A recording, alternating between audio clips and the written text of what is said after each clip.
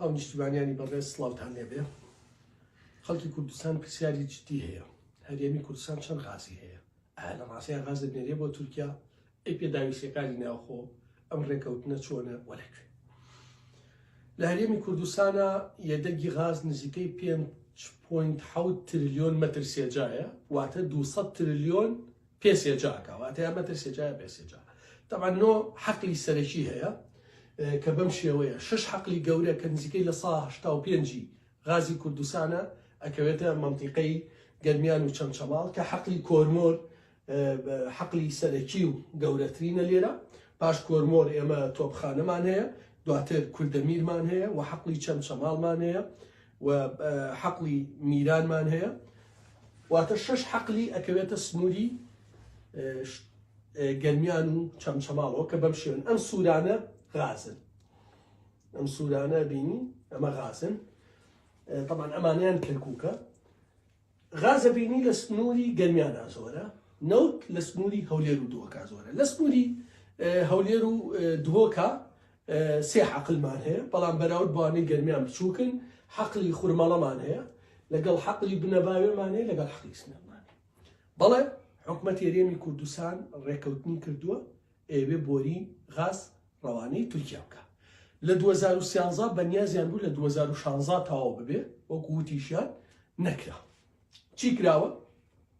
نزیکەی 176 کیلۆمەتر بۆری غاز تەواو بووە کە لە طبعا یەک حەقلی ئێستا لە قۆناغی ئینتاجایە کە حەقلی خورمەڵەیە کە ڕۆژانەیە 440 ملیۆن پێسێجا غاز بۆ محەطاتی کارەبا بەرەمێنێ، لەگەڵ 1050 تەن غازی LPG ماڵان، لەگەڵ 15000 تەن کۆندێنسەیت.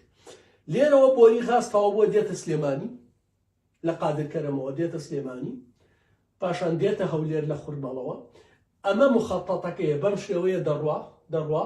ئەمە ئیسە پلانی بۆ دانادراتە کۆمپانیای کار بۆریەکە ڕاکێشێ، چۆن دراوە زانیاری نییە، بۆ دراوە بەو زانیاری نییە. لێرەوە محەطەی کارەبای دهۆک بۆیە چێت، لێرەشەوە بۆ دهۆک 1000 مێگاوات کارەبا بەرەمێنێ. طبعا ئەمە حەقلێکی تری غازیشە لە دهۆکەوە. لێرەوە مخەتەت دانراوە بەم ڕێگا فیشخابور واچێتە تورکیا. هەرێمی کوردستان غازی زۆرە، لە ئاستی عالەمە نزیکەی ئەوەی وەزارەت لێنە لە 100 غازی جیهانە، و ئێستا لە جیهان خواستێکی گەورە لەسەر غازە. ئەوەی کە رووسیاوێ ئۆکرانیا دیاریکە ئەوروپا و ناتۆ و ئەمانە بێدەنگ لەبەرەوەی رووسیا غازی زۆرە و کارتێکی فشارە بەرامبەر بە ئەوروپا. قەتەر غازێکی زۆری هەیە، بۆیە گەورەترین بنکەی سەربازی ئەمریکا لێ، نزیکەی لە 112 غازی عالەمە. ئەگەر ئابلوقە لەسەر ئێران لاچێیا دەستسوکردن بەهۆی و غازە زۆرە کاریگەریە بێ. ئێستا ئیسرائیل و تورکیا بینیان خەریکە باشە بێ لەبەرەوەی ڕێگەیەکە غازی ئیسرائیل بە تورکیا بچێ بۆ. واتە غاز ئێستا لە جیهانە لە پاڵ کاڵایەکی ئابووری کاڵایەکی سیاسیە. هەرێمی کوردستان غەڵەتەکە لە ئێسادا بەبێ ئەوەی پێداویستی ناوخۆ دابینکرێ، ئێمە بەرهەم بگا بە دوو ئەوەندە ئەو جاجارێ پێداویستی بەرەمهێنانی کارەبامانەیە. ئێستا ئەگەر غاز هەبوایە 3000 مێگاوات کارەبای تریشە بوو، محەطاتی کارەبایە بەس غاز نیە، واتە کێشەی کارەبا لە کوردستان نێمە بەهۆی غازەوە.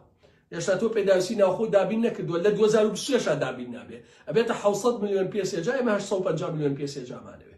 باشە، من سەرۆکی لیژنەی وزەم، چەندین کۆمپانیا ئەجنەبی ئامادەن بۆری غاز بۆ کارگەکان، بۆ ماڵان، بۆ کۆمپانیا، بۆ هەموو شوێنێ ڕاکێشن. طبعا استثمارە تا ئێستا پێیان نەدراوە. معقولە تۆ لە ناوخۆتا بۆری غاز نەمێنێ بۆ ماڵان، غازی تۆ لە تورکیا بچێتە ماڵان. واتە ئەگەر لە ناوخۆ استثمارات بکرێ غاز بۆ ماڵان، بۆ کارگەکان بێ پێویستی نەوت و سپی و کارەباکەمی بێتەوە. پاشان پرۆژەی پترۆکیمیاوی زۆر گرنگە. عێراق نزیکەی 41 ملیۆن کەسە، 10 ساڵی ترێ بێ بە 51 ملیۆن کەس. پرۆژەیەکی گەورەی پترۆکیمیاوی دروست کرێ، هەموو پێداویستەکانی عێراقی پێدابی نەکرێت. ئەمە زۆر گرنگە، تۆ بیر لەمە بکەرەوە. پاشان عێراق پێویستێکی زۆری بە غاز هەیە. ئایا ئێمە ناتوانین غاز وەکو کاتێکی گرنگ بەرامبەر عێراق بەکاری بێنین؟ نەخەدت محەطاتی گەورەی کارەبا دروستەکەین، محەطاتی گەورەی کارەبا دروستەکەین و کارەبا بەرەمەهێنرێ و ئەتوانێت تەزووی کارەبا بفرۆشێتەوە بە عێراق. بۆیە پێم وایە غاز استراتیژێکی گەورەی سیاسیە، استراتیژێکی گەورەی اقتصادیە، ئایندەی ئەم وڵاتە غازە. ناکرێت دوو کەس ئیتفاقیە بکەن و غازی هەرێم بچێ بۆ تورکیا و پێداویستی خۆ بەدیلی تر دیاری. بۆیە ئەمە ئەبێ قسەیەکی جددی اتفاقیەکی جددی شەریحێکی جددی لایەنەکان ئاگادار بن پەرلەمان ئاگادار بێ ئەوجا قەرار لەسەر ئایندەی خاستێ بەڵام من پێم وایە تا 2025